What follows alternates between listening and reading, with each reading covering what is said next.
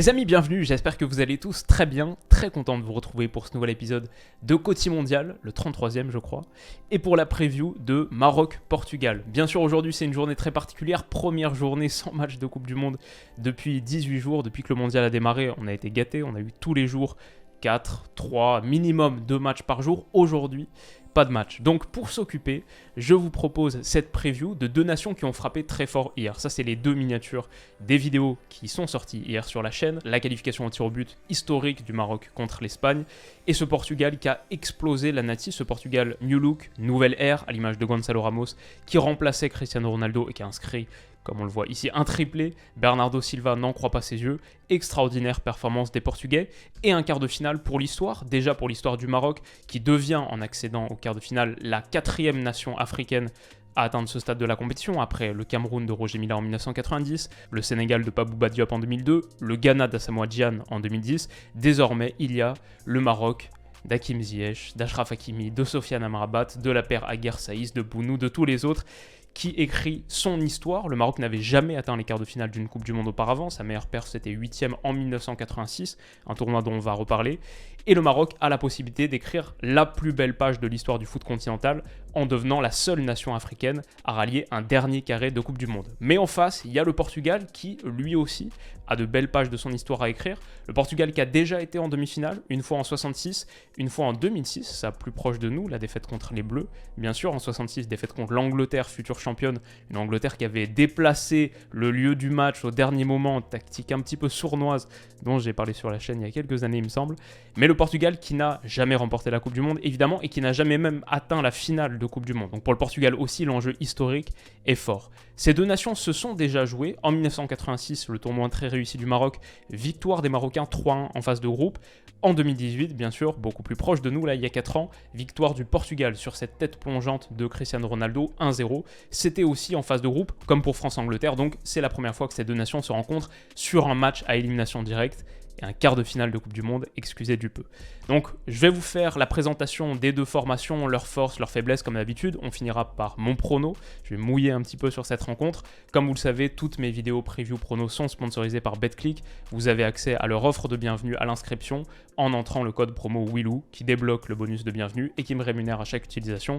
Ça m'aide beaucoup. Maintenant faites attention aux paris sportifs et je réitérerai tous les avertissements en fin de vidéo. C'est vraiment pas le plus important de cette vidéo. On va surtout parler de foot et il y aura la petite section prono à la fin. Donc on est parti sur le Maroc qui aujourd'hui encore doit être dans l'euphorie de sa qualification au tir au but contre l'Espagne.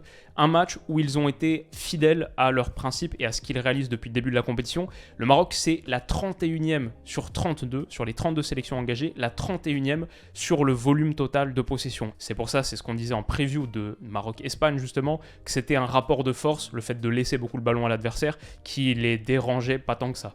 Le Maroc avec la 31e possession du tournoi est en quart de finale. L'Espagne avec la première de très très loin a déjà fait ses valises, est déjà en train de rentrer depuis hier soir.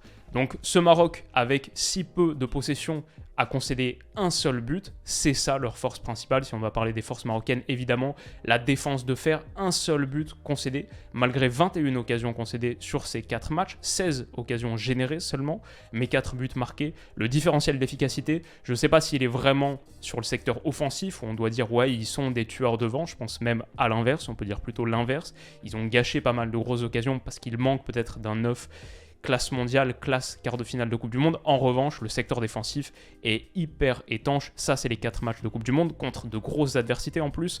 Croatie 0-0, Belgique, victoire 2-0, le Canada, victoire 2-1, un but contre son camp de Nayef Aguerd, et l'Espagne, évidemment, 0-0, ce qui signifie donc qu'il n'y a aucun joueur adverse qui a marqué un but contre le Maroc, même pas sur tir au but, puisque Bounou a stoppé 2 tentatives, à l'image de celle-ci de Carlos Soler, celle de Busquets dans la foulée, et le premier tir de Sarabia avait échoué sur le montant droit. Donc cette muraille de fer marocaine, c'est évidemment le champ premier de l'analyse. J'adore cette image, ça c'est dans le vestiaire marocain, 2, 3, 4, 5, 6, les 5 pointes peut-être de l'étoile marocaine qui figure sur le drapeau, si on doit en tout cas parler de 5 joueurs de champ, c'est Hakimi, Mazraoui, Amrabat, Aguer et Romain Saïs. Très bonne numérotation. Moi, je suis un grand fan des numérotations classiques. Pour les joueurs défensifs, des numéros bas, pas de chiffres qui sortent au-delà du cadre à 11. Hakimi, Mazraoui, Amrabat, Aguerd, Saïs. Peut-être ces 3 gars-là en particulier, plus Bounou, mais même les latéraux avec leur qualité de vitesse. Hakimi en particulier, peut-être Mazraoui était un peu en dessous, notamment contre l'Espagne, mais Hakimi, sa qualité de vitesse pourra aller couvrir les espaces dans son dos. Ça rend ce Maroc très très costaud. La disposition classique des hommes de Regragui, c'est bien sûr en phase défensive sans ballon le 4-1-4-1 avec Sofiane Amrabat ici qui joue un rôle particulièrement crucial et vital entre ces 2 lignes de 4 où on a des joueurs qui sont assez agressifs sur le porteur. Ziyech par exemple qu'on sent a beaucoup d'efforts pour revenir derrière, bloquer, par exemple être à 2 contre 1 sur un ailier qui serait en position de centre, mais même pour aller agresser le porteur quand il est un petit peu plus haut. C'est pas forcément le bloc le plus bas du monde, parce que Youssef Enesiri par exemple est un bon attaquant de pression. On a des joueurs offensifs, même Sofiane Bouffal a réussi 2 tacles je crois hier contre l'Espagne. Donc tout ça pour dire que c'est pas le bloc bas qui cadenasse à fond la surface de réparation. Quand ça doit être agressif, ou quand le Maroc a la possibilité d'être agressif et de monter un peu plus, ils le font. Mais vraiment, ces 5 gars-là, cet axe de fer et Sofiane Amrabat devant Romain Saïs et devant Naïef Aguerd avec Bounou dans les cages dont on n'a pas parlé pour l'instant, mais ça c'est peut-être le losange de fer. Et ben je dirais que le Maroc, notamment grâce à Walid Regragui, a la qualité organisationnelle, la science du positionnement, la super discipline pour être très dur à battre collectivement, mais a aussi des individualités dotées d'une super science défensive et ça forcément ça aide. Et on peut valoriser pas mal de monde, les interventions défensives magnifiques de Sofiane Amrabat, une là, une ici sur cette frappe de Nico Williams, souvent présent dans la surface, devant Naïef Aguerd, ça c'était contre la Croatie, le score nul et vierge que tient le Maroc jusqu'au bout des 90 minutes, et même pour défendre la profondeur, à l'image de cette ouverture de Rodri menaçante dans le dos de la ligne de 4 à destination d'Alvaro Morata, on a Achraf Hakimi qui peut surgir grâce à sa vitesse, il comble très bien et il couvre très bien cette profondeur. Et quand la défense marocaine est prise à revers, Bounou dans les cages, qui réalise pour l'instant un mondial fantastique, peut-être le meilleur gardien de la Coupe du Monde, comme Chesney est sorti dès les 8e, parmi ceux qui restent, pour moi pour l'instant ça se joue entre lui, Alisson, le match qu'il a fait contre la Corée du Sud, pas mal, mais peut-être dans l'ensemble un peu moins de travail, et Noppert, dont je parle depuis un moment. Mais voilà, Bounou est totalement dans la conversation.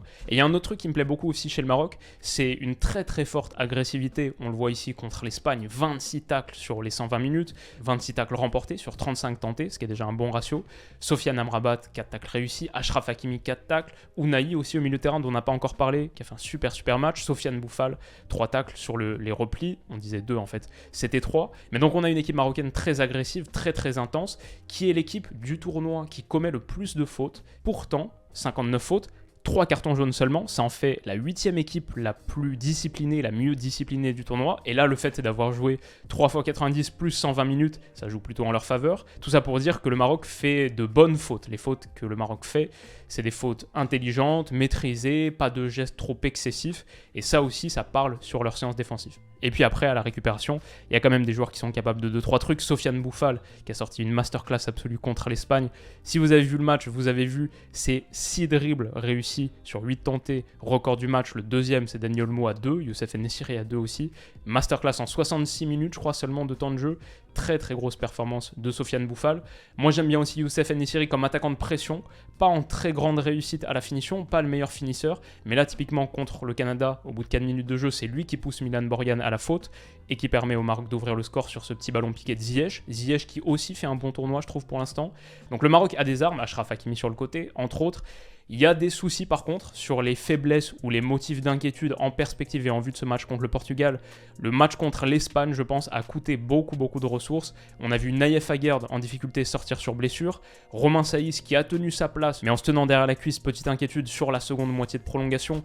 Est-ce qu'il sera en état pour affronter le Portugal dans 3 jours? Je sais que Saïs, Aguerd, Amrabat et Mazraoui sont actuellement, aujourd'hui le 7 décembre, en train de passer des examens, en train de voir s'ils pourront être remis. Est-ce qu'il va falloir utiliser des infiltrations?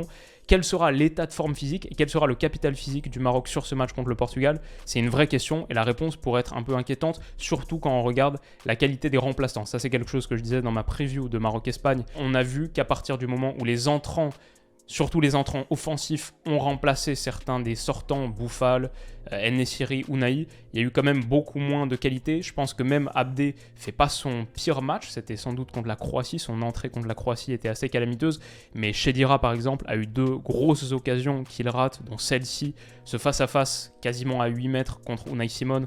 On a vu que Khedira, grosso modo, c'était pas une solution suffisante pour le Maroc pour espérer faire la différence à la sortie d'en-Nesyri. Et personnellement, j'aimerais peut-être plutôt voir Aboukhlal, qui avait marqué contre la Belgique, qui avait fait une bonne entrée, sans être un buteur pur, un avant-centre pur, offrait un petit peu plus de qualité dans la profondeur, de vitesse, d'élimination, et même de finition en l'occurrence, finit très bien ce centre en retrait d'Hakim Ziyech, qui lui a tenu les 120 minutes. Ça, c'est un vrai motif de satisfaction par contre. Donc voilà pour le Maroc. Le Portugal maintenant, qui après une phase de groupe correcte mais pas parfaite, a vraiment passé un cap, je pense, en battant la Suisse 6-1, le triplé de Gonzalo Ramos, un message puissant qui a été envoyé au monde du foot et au plateau final de cette Coupe du Monde, avec cette démonstration de force réalisée sans Cristiano Ronaldo, mis sur le banc, qui entre seulement pour les 20 dernières minutes. Et avec ses 6 buts plantés contre la Suisse, le Portugal devient la meilleure attaque du mondial, avec 12 buts en 4 matchs, à égalité avec l'Angleterre. 3 buts devant la France, 3 devant l'Espagne, 4 devant les Pays-Bas, 5 devant le Brésil même. Voilà, ce Portugal a beaucoup de ressources et une équipe très prolifique, très efficace. Elle a montré contre la Suisse surtout une capacité à être vraiment très mobile, fluide, plaisante, agréable. João Félix a fait un super match. Le Portugal dispose de super joueurs de création.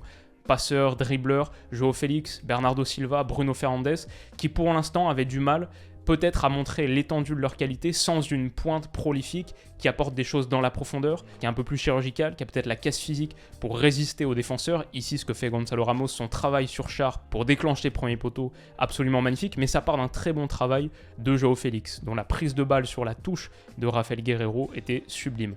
Bon, à nouveau ici, sur une phase de transition, alors là, le Portugal mène déjà 2-0, il y a des espaces qui s'ouvrent, peut-être que ce sera moins le cas contre le Maroc. À 0-0, il n'y aura pas d'espace comme ça pour le Portugal, mais ils ont montré une qualité de déplacement et de vision. Bruno Fernandes, ce ballon magnifique pour Gonzalo Ramos, qui pour le coup n'ira pas au bout, Yann Sommer la sauve, mais en seconde période, on a retrouvé ces mouvements extrêmement fluides avec le quintet offensif qui se projette. Ça faisait un peu penser au Brésil de Tite contre la Corée du Sud, le match qu'on avait analysé.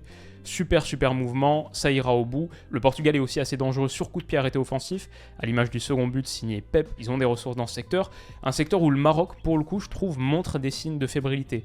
Contre le Canada à 2-1, ils sont à rien d'encaisser le but de l'égalisation. Sur ce corner mal défendu, ça tape la barre, ça rebondit sur la ligne, et Bounou s'en sort bien. Mais c'était aussi le cas contre la Belgique, où Amadou Onana était laissé libre. Voilà, il y a plein de situations que j'ai revues ce matin en regardant les occasions concédées du Maroc, et c'est quelque chose dont le Portugal pourrait tirer profit, sûr qui protège très bien la surface au sol. Dans les airs, c'est peut-être un peu plus compliqué. Le Portugal aussi, pour le coup, c'est aussi une équipe qui concède pas mal de choses sur coup de pied arrêté. Bien sûr, le but de la réduction du score de Manuel Akanji hier qui intervient sur ce corner tapé et dévié au premier poteau par Gonzalo Ramos. Mais c'était aussi le cas contre la Corée du Sud. Il y a le but de l'égalisation des Coréens qui intervient suite à un corner. Et même contre l'Uruguay, le match remporté 2-0. Vous vous en souvenez peut-être, ce coup franc excentré tapé par Arrascaeta qui atterrit dans les pieds de Luis Suarez. Et là, l'histoire aurait pu être très différente pour le Portugal si ça va au fond. Il y a eu plein de situations de ce type. Maintenant, je me dis que c'est peut-être un peu moins inquiétant pour les Portugais parce que le Maroc se procure assez peu de coups de pied arrêtés offensifs, de corner, 0 hier soir contre l'Espagne en 120 minutes. Mon prono donc, on y est enfin. Qu'est-ce que je vois sur ce Maroc-Portugal? Samedi 16h, on le rappelle, pour une place en demi-finale de Coupe du Monde. Quelle rencontre de malade! Comme je l'ai dit en intro, la vidéo et cette section prono, elle est sponsorisée par mon partenaire BetClick. Vous avez accès à leur offre de bienvenue, c'est jusqu'à 100 € remboursés en free bet, qui sont des crédits de jeu non retirables, c'est pas pareil que du vrai argent. Mais vous y avez accès en utilisant le code promo WILOU à l'inscription. Code promo qui débloque ce bonus de bienvenue et qui me rémunère à chaque utilisation sur un modèle d'affiliation très classique. Chaque utilisation du code à l'inscription me donne une commission qui m'aide beaucoup. Ça a été le cas sur l'Euro 2021, sur cette Coupe du Monde aussi. Donc c'est un bon moyen de soutenir la chaîne si la section Paris Sportif vous intéresse. Mais franchement, moi je juge que les paris sportifs, surtout sur cette période de Coupe, enfin, en général, mais sur cette période de Coupe du Monde où les matchs sont déjà tellement intéressants, prenants, c'est pas nécessaire. C'est interdit aux mineurs aussi, donc soyez majeurs si vous comptez jouer. Sur le foot, c'est très dur d'être gagnant sur le long terme, je dirais impossible. La plupart du temps, on perd, surtout sur cette période de Coupe du Monde, où on a pas mal de folie. Une fois que tout ça est dit, la victoire du Maroc en 90 minutes est à 5,60. Le Portugal 1,65, ça c'est en 90 minutes. En prolongation, si le Maroc prenait l'avantage en prolongation et que ça ne va pas jusqu'au tir au but, c'est à 17. Et on a aussi buteur Gonzalo Ramos à 2,62. Je crois qu'il est aussi encore temps, si vous êtes particulièrement optimiste et ambitieux, il y a un pari, gagne la Coupe du Monde Maroc. Le Maroc qui gagne la Coupe du Monde à 30, c'est la cote la plus élevée de tous, à égalité avec la Croatie, ce qui semble assez logique et raisonnable. Personnellement, je vais dire que si je dois absolument mettre ma vie dessus, qu'il faut absolument que j'ai raison, je dirais quand même le Portugal pour 3 choses en gros, c'est plus de qualité individuelle sur le secteur offensif. La victoire contre la Suisse a peut-être lancé un mouvement, on voit une équipe qui joue assez bien, ça c'est la deuxième chose. Et troisième, peut-être la plus importante de toutes, c'est que pour l'instant j'ai pas beaucoup d'informations sur à quel point le capital physique du Maroc va être régénéré d'ici là. À quel point est-ce que la victoire contre l'Espagne n'était pas un peu une victoire à la Pyrrhus qui coûte beaucoup de réserves, avec peut-être Aguerd pas remis, peut-être qu'il est blessé, peut-être qu'il sera out et forfait. Si en gros il y a un membre du triangle de fer, Aguerd, Saïs, Amrabat, qui est forfait ou qui est vraiment significativement amoindri, je pense que ça fait baisser mon niveau d'espoir. Donc ça, c'est ce que je vois si je dois absolument partir dessus. Maintenant, moi, je trouve que la différence de cote, là, c'est plus l'angle pari sportif, entre guillemets, je trouve que la différence de cote est telle que si c'était juste pour miser une petite somme, quelques euros, un truc comme ça, bah là je pense que je partirais plutôt sur le Maroc en fait, parce que 5,60 versus 1,65, je trouve que le décalage est trop fort. Je trouve que les bookmakers n'ont pas respecté le Maroc sur ce coup, et pour moi c'est beaucoup plus proche. Pour moi, là c'est un affrontement qui est selon les bookmakers considéré comme étant quoi, du 70-30, un truc comme ça. Pour moi c'est du 60-40, mais vraiment max.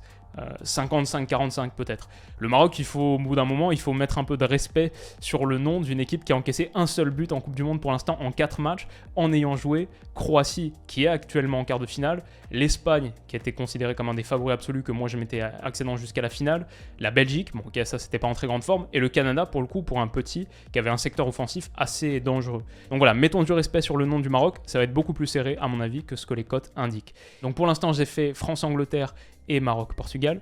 Demain, je ferai aussi un récap de tous les quarts de finale. Ce sera l'occasion de parler de Pays-Bas-Argentine, de Brésil-Croatie, et je dirai aussi 2-3 trucs de France-Angleterre, de Portugal-Maroc à nouveau. Demain, il y aura le récap, ma preview totale et mes pronos avec chaque score de chaque match. Ce sera en ligne demain, et ensuite, les choses sérieuses reprennent avec vendredi 2 matchs, samedi 2 matchs.